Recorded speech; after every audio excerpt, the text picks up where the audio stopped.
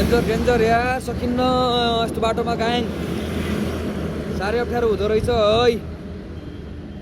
जुत्ताको हालत यस्तो यसको हालत यस्तो यी माटैमा टल्किरहेछ है घाममा अनि यहाँ यो पुरै हेर्नु त माटोको खानीबाट यस्तै गरिदियो के भएन भनेर यो टिप्पर ट्रकहरूले त वाइड ठाउँ ठाउँमा अगाडि पेल्याछ अगाडि हालेछ कुदाएको छ टिप्परहरूले धुलो माटो उडाएको छ झन् भेजामा आँखो यस्तो रातो रातो भइसक्यो अब यहाँनिर बस्छौँ हामी यहाँनिर है यहाँनिर बसेर अब हुन्छ नि अब चिया त के खाने अब हातमुख धुउँ पानी छैन छ भने अनि